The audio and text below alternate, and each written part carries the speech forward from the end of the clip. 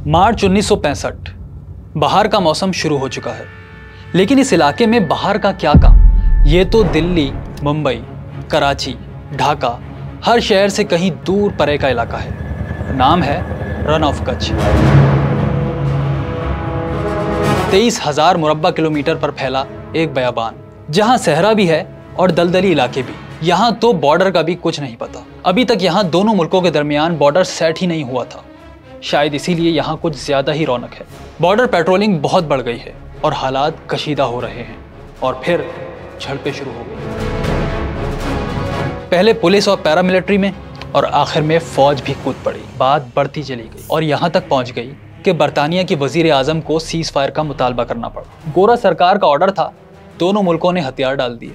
ऐसा लगा जैसे पाकिस्तान ने इंडिया को हरा दिया, क्योंकि 800 स्क्वायर किलोमीटर से ज्यादा का इलाका पाकिस्तान को मिल गया। एक परसेप्शन बन गया, ऐसा परसेप्शन जो बाद में पाकिस्तान के लिए बहुत खतरनाक साबित हुआ। ये कि वो ना सिर्फ इंडिया का मुकाबला कर सकता है, बल्कि जंग में उसे हरा भी सकता है।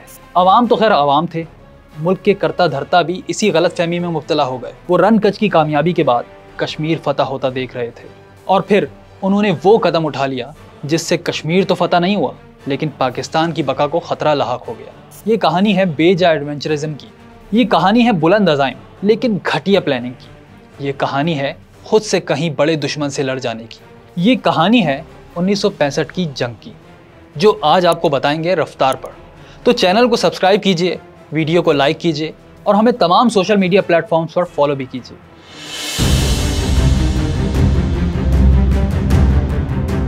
पाकिस्तान में आम तासुर ये पाया जाता है कि पाकिस्तान और भारत की ये जंग 6 सितंबर 1965 को शुरू हुई, लेकिन असल में इस जंग की बुनियाद कई दहाइयों पहले ही पड़ चुकी थी। क्योंकि गोरे हिंदुस्तान तो छोड़ गए थे, लेकिन जाते जाते यहाँ ऐसी बारूदी सुरंगें बिछा गए थे जिन्हें ख़त्म किए बिना इस इलाके में कभी अमन कायम नहीं हो सकता।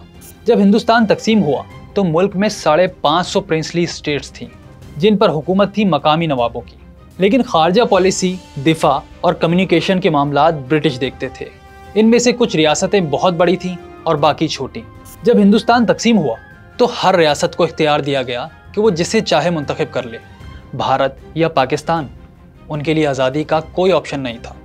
लेकिन अंग्रेज़ों को हिंदुस्तान छोड़ने की इतनी जल्दी थी कि अगस्त 1947 तक कई रियासतों का मामला हल ही नहीं हुआ, जिनमें सबसे बड़ी और अहम रियासत थी कश्मीर। सन 1947 ख़त्म होने तक सभी रियासतों का मामला हल हो चुका था, सिवाय 2 रियासतों के, कश्मीर और हैदराबाद, यानी 2 सबसे बड़ी रियासतें। और दोनों का मामला भी बिल्कुल उलट था। हैदराबाद में अक्सरियत हिंदुओं की थी, लेकिन हुक्मरान मुसलमान थे, जबकि कश्मीर में अक्सरियत मुसलमानों की थी, लेकिन राजा हिंदू था।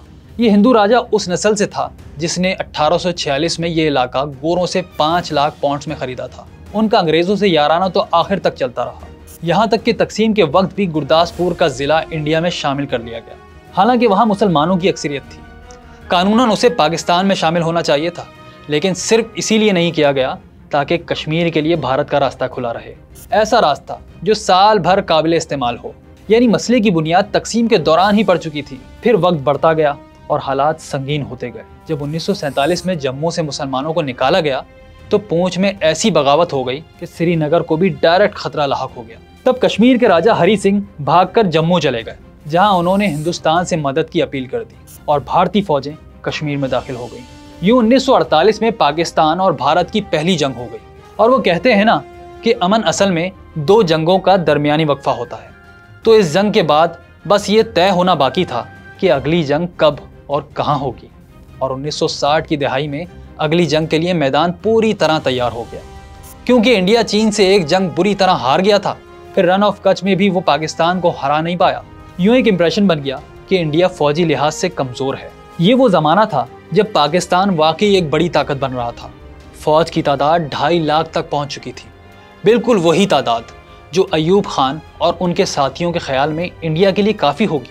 फिर अमरीकी हथियार भी पाकिस्तान के पास थे, जो उनके ख्याल में इंडिया के हथियारों से बेहतर क्वालिटी के थे। तो पाकिस्तान का एतमाद बढ़ रहा था और इलाके में जंगी जुनून में इजाफा हो रहा था। लेकिन एक मिनट, सूरत हाल यहाँ तक पहुँचने की एक और वजह भी है। वो ये कि अयूब खान 1965 में फातिमा जिन्ना को इलेक्शन में हरा चुके थे।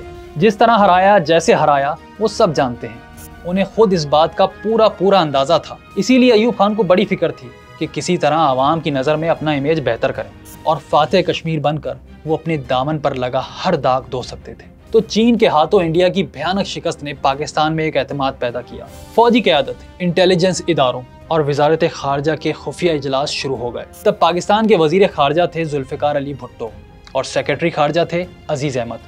उन्होंने फौजी क़यादत को यकीन दिलाया कि कश्मीरी इंडिया से तंग हैं। हालात ऐसे हो गए हैं कि अगर पाक फौज एक बार वादी कश्मीर में दाखिल हो गई तो इंडिया के खिलाफ बगावत कर देंगे।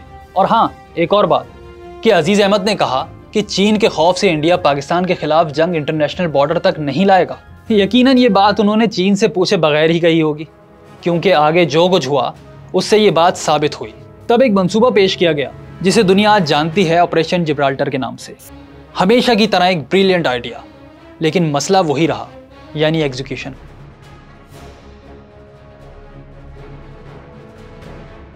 पाक फौज के कमांडर इन चीफ जनरल मूसा खान इस ऑपरेशन के खिलाफ थे। अयूब खान भी बहुत ज़्यादा मुतमईन नहीं थे, लेकिन फिर भी उन्होंने ये ग्रीन सिग्नल दे दिया। वैसे इस मंसूबे का नाम ऑपरेशन जिब्राल्टर क्यों रखा गया?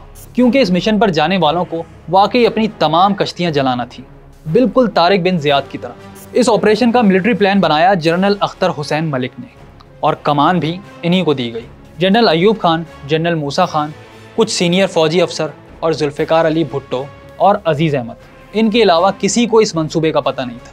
यहाँ तक कि पाकिस्तान एयरफोर्स और पाकिस्तान नेवी भी नहीं जानती थी। और तो और मकबूजा कश्मीर में प्रो पाकिस्तानी लीडरशिप को भी कुछ नहीं पता था। पाक फ़ज़ाइया के एयर मार्शल नूर खान के मुताबिक उन्होंने जनरल मूसा खान से पूछा, तब उन्होंने प्लान के बारे में बताया और कहा, फिक्र ना करो, इंडिया जवाबी कार्रवाई नहीं करेगा। इंडिया इस काबिल रहेगा ही नहीं कि जवाबी कार्रवाई करे। नूर खान के मुताबिक सिर्फ चंद जनरल्स और कुछ लोगों को ही ऑपरेशन जिब्राल्टर का पता था। खैर, जनरल अख्तर ने एक और मंसूबा भी बनाया, operation grand slam. Operation Gibraltar के नतीजे में कश्मीर में एजिटेशन पैदा होती, जिसके बाद ऑपरेशन ग्रैंड स्लैम शुरू होता, जिसके तहत अहम इलाके अखनौर पर कब्जा होना था। यहाँ से जम्मू और वादी कश्मीर का रास्ता कट जाता और इंडिया को पाकिस्तान के साथ मुज़ाकरात की मेज़ पर आना पड़ता। बहरहाल ऑपरेशन जिब्राल्टर के लिए 5 ग्रुप तश्कील दिए गए, तारिक, गजनवी, सलाउद्दीन, कासिम और खालिद। तो अगस्त 1965 के इब्तिदाई दिन थे। ऑपरेशन का हिस्सा बनने वाले तकरीबन 5000 अफराद मकबूजा कश्मीर में दाखिल हुए। भारत कहता है कि यह तादाद 30,000 थी, लेकिन हकीकतन ये तादाद 5000 से ऊपर नहीं थी। वादी में पहला वार बहुत ही ज़बरदस्त था।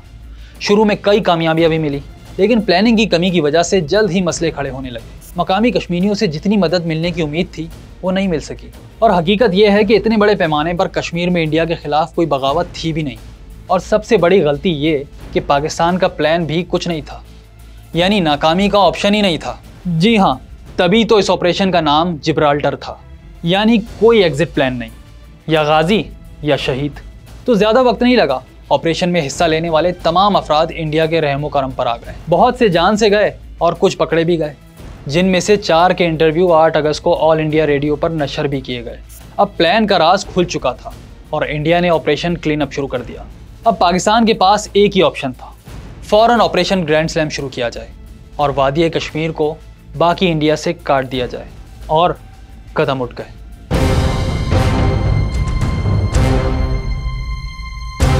ऑपरेशन जिब्राल्टर का पता लग चुका था। इंडिया का ऑपरेशन जारी था और उसकी फ़ौजें मुजफ्फराबाद की तरफ बढ़ रही थीं। लेकिन सदर अयूब खान दारुल हुकूमत से कहीं दूर सवात में थे। क्यों? ये बात आज तक समझ नहीं आई। वो या तो ओवर कॉन्फिडेंट थे या फिर हद से ज़्यादा भोले। और जब आप पूरा मुल्क चला रहे हों तो दोनों का नतीजा बहुत ख़तरनाक निकलता है। बहरहाल सदर अयूब ने 31 अगस्त को ऑपरेशन ग्रैंड स्लैम लॉन्च कर दिया। ये वो ऑपरेशन था जिसने वाकई दोनों मुल्कों में जंग का आगाज़ कर दिया। पाकिस्तान ने इंडिया की डिफेंस लाइन को तोड़ कर रख दिया। अखनौर पर कब्जा होने ही वाला था और फिर एक अजीब फैसला हो गया। जनरल अख्तर मलिक की जगह ऑपरेशन ग्रैंड स्लैम की कमान जनरल याहिया खान के हवाले कर दी गई। जी हाँ, जनरल अयूब के पसंदीदा जनरल याहिया खान के हवाले। इस एक फैसले, सिर्फ एक फैसले ने जंग का पांसा ही पलट दिया। इस अमल में जो एक दिन ज़ाया हुआ, इससे इंडियन फौज को दोबारा मुनज़्ज़म होने का वक्त मिल गया और बिलाखिर ऑपरेशन ग्रैंड स्लैम भी नाकाम हो गया। जनरल अख्तर मलिक ने कभी कोई किताब नहीं लिखी, बस एक बार ख़त में कहा कि मैंने कई बार किताब लिखने का सोचा, लेकिन फिर फैसला किया कि मैं ऐसा नहीं करूँगा। मैं लिखता तो सच लिखता और इस पर जो रद्द अमल आता वो मेरी ईगो के लिए तो अच्छा होता, लेकिन आर्मी का मोराल तबाह हो जाता, लोगों में फौज की साख बर्बाद हो जाती, मुझ पर पाकिस्तान में पाबंदी लग जाती और इंडिया में मेरी किताब निसाब का हिस्सा बन जाती। इसलिए मैंने फैसला किया कि मैं कभी किताब नहीं लिखूंगा। यूँ आज तक पता ही नहीं चल सका कि आखिर अख्तर मलिक को हटाकर याहिया खान को क्यों लाया गया, लेकिन लगता यही है कि याहिया खान अयूब के करीबी दोस्त थे। शायद उन्होंने ही अयूब खान को कहा हो कि मुझे तारीख में अपना नाम जिंदा करने का मौका दें। शायद वो जानते नहीं थे कि सिर्फ चंद साल बाद उनका नाम तारीख में हमेशा के लिए जिंदा हो जाएगा। खैर, जो भी हो, इस फैसले ने जंग का रुख ही बदल दिया। फिर भी इंडिया पर इतना प्रेशर बढ़ चुका था कि इसे रिलीज करने के लिए इसे कुछ बड़ा करना था। और फिर 6 सितंबर की रात आ गई। वो जिसने भी कहा था ना कि इंडिया इंटरनेशनल बॉर्डर क्रॉस नहीं करेगा, इसके लिए खबर आ गई कि साहब उठिए, इंडिया ने लाहौर और सियालकोट का महाज खोल दिया है। मेरे अजीज हमवतनों, 10 करोड़ पाकिस्तानियों के इम्तिहान का वक्त आ पहुंचा है।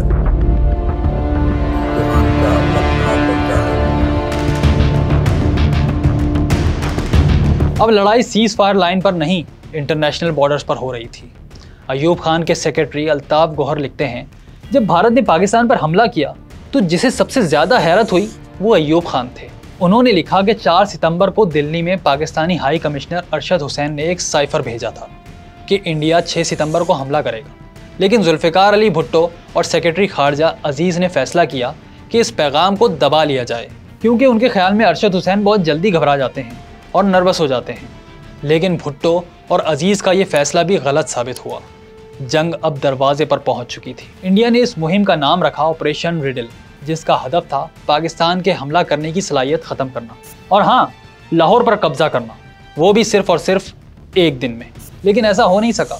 भारत की पेशकदमी पहले ही दिन सुस्त हो गई। उन्हें बिल्कुल अंदाज़ा नहीं था कि उन्हें इतनी ज़बरदस्त मुज़ामत का सामना करना पड़ेगा। यानी इंडिया का भी वही हाल था जो पाकिस्तान का था। तभी कहते हैं आइडिया एक अलग चीज़ होती है और एग्जीक्यूशन अलग। तो इंडिया का आइडिया भी पहले ही दिन फेल हो गया। इब्तिदा में पाकिस्तान को कामयाबियां मिली तो फौजी क़यादत ओवर कॉन्फिडेंट हो गई, ख़ास तौर पर खेमकरन पर कब्जे और पाक फ़ज़ाइया की ज़बरदस्त कार्रवाइयों के बाद, जिसने पठानकोट में भारतीय फ़ज़ाइया को बहुत नुकसान पहुंचाया। इसके 10 जहाज़ इस तरह तबाह किए कि कोई एक उड़ भी नहीं पाया। इनमें जदीद तरीन MiG-21 तैयारे भी शामिल थे। इसके अलावा आदमपुर और हलवाड़ा की एयर बेसिस पर भी हमले किए गए। सब कुछ अच्छा जा रहा था कि अमेरिका आ गया, जिसने 8 सितंबर को पाकिस्तान और भारत दोनों को असले की फराहमी रोक दी। भारत तो अमेरिका से असला लेता ही नहीं था, इसलिए पाबंदी का नुकसान पहुंचा सिर्फ और सिर्फ पाकिस्तान को। अब पाकिस्तान को स्पेयर पार्ट्स, एम्यूनेशन और तेल की शदीद कमी का सामना था। यहाँ चीन ने पाकिस्तान का साथ दिया, वो भी छुपकर। इंडोनेशिया के जरिए पाकिस्तान को भरपूर फौजी मदद दी गई। चीन का कहना था कि पाकिस्तान डटा रहे, अगर इंडिया 1-2 शहरों पर कब्जा कर भी ले तो भी हिम्मत न हारे। तवील गोरीला जंग हुई तो चीन पाकिस्तान की हिमायत करेगा। लेकिन अयूब खान और जुल्फ़िकार अली भुट्टो दोनों गोरीला जंग नहीं चाहते थे, वो तो रिजल्ट चाहते थे और फ़ौरन चाहते थे। बहरहाल चीन के अलावा ईरान, तुर्की और इंडोनेशिया ने पाकिस्तान का बढ़ चढ़ कर साथ दिया। उनकी हिमायत इतनी वाज़ेह थी कि इंडिया भी बोल पड़ा। 11 सितंबर को खेमकरन से आगे पाकिस्तान की पेशकदमी रुक गई और फिर एक नया महाज खुल गया, वो भी पाकिस्तान की सरजमीन पर। 14 सितंबर से सियालकोट के करीब चविंडा के मुकाम पर टैंकों की ज़बरदस्त लड़ाई शुरू हुई। ये जंग अजीम के बाद दुनिया की सबसे बड़ी टैंकों की जंग थी। यहाँ पाकिस्तान के तकरीबन 132 टैंकों का मुकाबला इंडिया के 260 टैंकों और तकरीबन 1.5 लाख की पैदल फौज से हुआ। पाकिस्तान कहता है कि इस जंग में इसके 44 टैंक तबाह हुए, जबकि इसने इंडिया के 120 टैंक तबाह किए। लेकिन आज़ाद ज़राए के मुताबिक ये तादाद 60 के मुकाबले में 100 थी। पाकिस्तान ने इसे अपनी बड़ी कामयाबी समझा।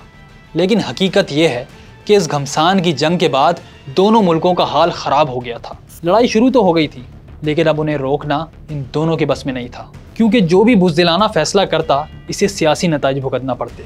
इस दौरान 15 सितंबर का दिन भी आ गया, जिस पर अयूब खान ने कौमी और बैनुल अक़वामी मीडिया से बात की। कहा जाता है कि इनका लहजा काफ़ी मुख्तलिफ था। उन्होंने अमरीकी हुकूमत से मुदाखलत करने का मुतालबा किया। अब वाज़ेह हो गया था कि हालात अखबारी बयानात से मुख्तलिफ हैं।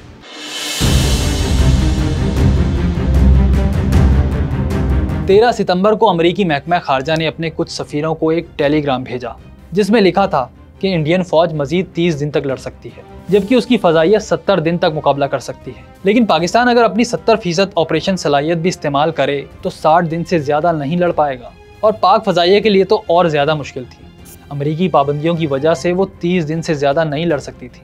बहरहाल आलमी ताकतों ने मुदाखलत की और अक़वाम मुत्तहिदा में एक करारदाद पेश की गई, जिसे इंडिया ने 22 सितंबर को मंजूर भी कर लिया और अगले दिन पाकिस्तान ने भी यही फैसला किया। अयूब खान टेलीविज़न पर आए और अपनी तकरीर में एक लफ्ज़ इस्तेमाल किया, फायरबंदी। जी हाँ, उन्होंने जंगबंदी का लफ्ज़ इस्तेमाल नहीं किया। यानी ये तासुर देने की कोशिश की गई कि फायरिंग रोकी गई है, जंग नहीं। उधर भुट्टो का अंदाज भी मुख्तलिफ नहीं था। वो अक़वाम मुत्तहिदा में कहकर आ गए, कश्मीरियों के लिए 1000 साल भी लड़ना पड़े तो लड़ेंगे। क्या कहने भुट्टो साहब के। खैर, जंग ख़त्म हुई, दोनों तरफ से बुलंदो बाला दावे सामने आने लगे, लेकिन आज़ाद ज़राए बताते हैं कि जंग में इंडिया के 3000 और पाकिस्तान के 3800 लोग जान से गए। टैंक दोनों के तकरीबन एक जितने ही तबाह हो गए, लेकिन फ़ज़ा में पाकिस्तान का राज रहा। पाकिस्तान एयरफोर्स ने 3 गुना बड़े दुश्मन को बहुत नुकसान पहुंचाया। जंग में भारत के तकरीबन 75 जहाज तबाह हुए, जबकि पाकिस्तान एयरफोर्स को 20 तैयारों का नुकसान पहुंचा। पाक फ़ज़ाइया ने जो कर दिखाया, खुद से 3 गुना बड़े दुश्मन के खिलाफ वो पाकिस्तान की मिलिट्री हिस्ट्री का एक गोल्डन चैप्टर है। अलाउद्दीन अहमद, सरफराज अहमद रफ़ीकी, सज्जाद हैदर, मेरविन मिडिलकोट, सीसल चौधरी और MM आलम और बहुत से नाम सामने आए और हमेशा के लिए जिंदा हो गए। अगर सिर्फ एयरफोर्स को देखा जाए तो ये कहना गलत नहीं होगा कि फ़ज़ाई जंग पाकिस्तान ने जीती। हाँ, जहाँ तक बात है दुश्मन के इलाके पर कब्जे की, तो पाकिस्तान ने तकरीबन 540 मुरब्बा किलोमीटर इलाका कब्जे में लिया, जबकि इंडिया ने पाकिस्तान के तकरीबन 1840 किलोमीटर इलाके पर कब्जा किया।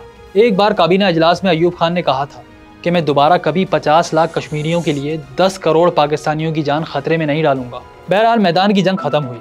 ना पाकिस्तान इस पोजीशन में था कि जंग को जारी रख सकता और ना ही इंडिया। और फिर असल और बड़ी लड़ाई का आगाज हुआ मुज़ाकरात की मेज़ पर, जो सजाई गई सोवियत यूनियन के शहर ताशकंद में।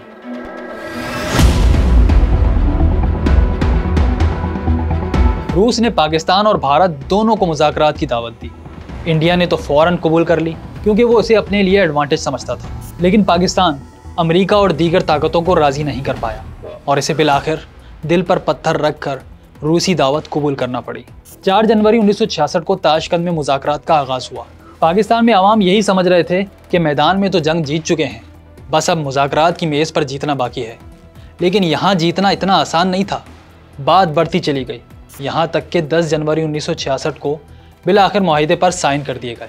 दोनों मुल्कों ने कहा कि वो अपनी फ़ौजें 5 अगस्त 1965 से पहले वाली पोजीशंस पर ले जाएंगे। यानी जितने इलाके पर कब्जा किया गया है, सब 26 फरवरी 1966 से पहले वापस कर दिए जाएंगे। ये वादा भी किया गया कि वो एक दूसरे के अंदरूनी मामलात में मुदाखलत नहीं करेंगे। सिफारती और तिजारती ताल्लुकात मामूल पर लाए जाएंगे। यानी सब कुछ हुआ, लेकिन वो जो असल बात थी जिस पर ये सारी जंग लड़ी गई, हज़ारों जानें गईं, इस पर मुआहिदे में सिर्फ एक जुमला दर्ज था, ये कि जम्मू और कश्मीर पर बात की गई और दोनों फरीकों ने अपना मौक़िफ़ बयान किया।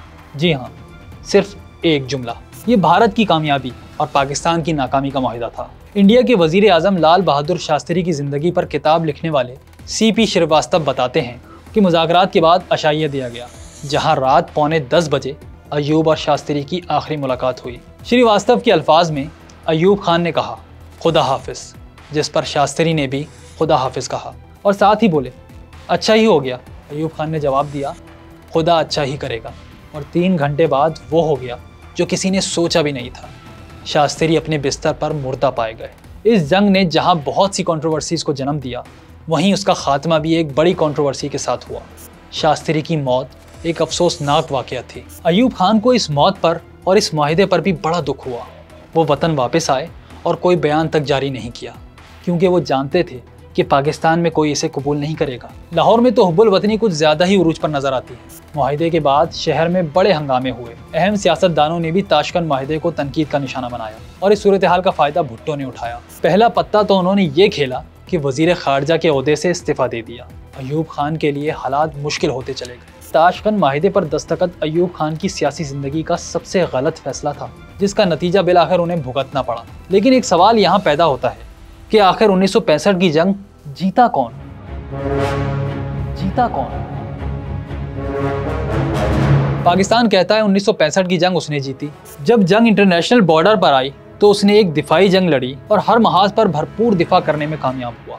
इसलिए हर साल 6 सितंबर को यौम दिफा पाकिस्तान में मनाया जाता है। लेकिन इंडिया का दावा यह है कि 1965 की जंग उसने जीती थी। खैर, दावा तो कोई भी कुछ भी कर सकता है, हकीकत ये है कि जंग बराबरी पर खत्म हुई थी। समझे ये ड्रॉ होने वाला टेस्ट मैच था जिस पर कोई जीत का दावा नहीं कर सकता। लेकिन पाकिस्तान में क्योंकि सियासी हालात नाजुक थे, इसलिए इतने बड़े एडवेंचर के बाद लॉन्ग टर्म में पाकिस्तान को ज्यादा नुकसान पहुंचा और कश्मीर कॉज को भी। मुल्क की इकोनॉमी पर जंग के अखराजात का भारी बोझ पड़ा। जंग से पहले की पाकिस्तानी तारीख सियासी तौर पर तो बड़ी हंगामा खेज रही, लेकिन माशी और माशरती तौर पर वो एक पुरसुकून दौर था। लेकिन इस जंग के बाद हालात बड़ी तेजी से बदले और पाकिस्तान फिर कभी पहले वाला पाकिस्तान नहीं रहा। मशरिकी पाकिस्तान में शेख मुजीबुर रहमान की सरगर्मियां बढ़ती गईं। अवामी लीग के कारकुन और बंगाली कौम परस्त खुलेआम पाकिस्तान की मुखालफत करने लगे। मुआहिदे के फ़ौरन बाद मुजीब ने खुद मुख्तारी का मुतालबा किया और अपने मशहूर 6 नुकात पेश किए। जल्द ही भुट्टो ने भी पीपल्स पार्टी बना ली। यूं जंग के बाद हर गुजरते दिन के साथ अयूब खान की गिरफ्त कमज़ोर होती चली गई। मुजाहरे बढ़ते गए, दबाने की कोशिशें नाकाम होती रहीं और एक वक्त ऐसा आया कि हालात काबू से बाहर हो गए। अयूब खान को ऐलान करना पड़ा कि वो 1970 के इलेक्शन में वो उम्मीदवार नहीं होंगे। समझे सियासत से रिटायरमेंट का ऐलान कर दिया, लेकिन अपोजिशन फिर भी नहीं मानी और अयूब खान को हथियार डालना पड़े। लेकिन जाते जाते वो अगले army chief general Yahya Khan को इक़्तिदार दे गए। वही याहिया खान जो अखनौर के महाज पर पाकिस्तान की नाकामी की वजह बने, अब मुल्क के सया और सफ़ेद के मालिक थे। उनका 2.5 साला दौर पाकिस्तान की तारीख का भयानक तरीन दौर था और वही थे जिन्होंने 1965 में बोई गई फसल 1971 में काटी और जंग के सिर्फ 5 साल बाद पाकिस्तान 2 टुकड़े हो गया। एयर मार्शल नूर खान लिखते हैं, 1965 की जंग बिल्कुल गलत थी। फौजी लीडरशिप ने कौम से झूठ बोला, इसे गुमराह किया कि जंग पाकिस्तान ने नहीं बल्कि इंडिया ने छेड़ी। हम तो उनकी जहारियत का निशाना बने। इस हरकत पर जनरल अयूब खान को खुद भी इस्तीफा देना चाहिए था और सीनियर जनरलों का एहतसाब भी करना चाहिए था। ऐसा करते तो आने वाले एडवेंचर्स को रोका जा सकता था। लेकिन इस जंग को एक बहुत बड़ी कामयाबी के तौर पर पेश किया गया। कहानियाँ बनाई गईं और इन्हीं कहानियों को आगे इस्तेमाल भी किया गया। यूँ आने वालों ने अयूब को रोल मॉडल समझा और गैर ज़रूरी जंगें करते रहे। 1971 की जंग से 1999 की नाकाम कारगिल मुहिम तक हर जंग में वो ही गलती दोहराई गई जो 1965 में की गई थी।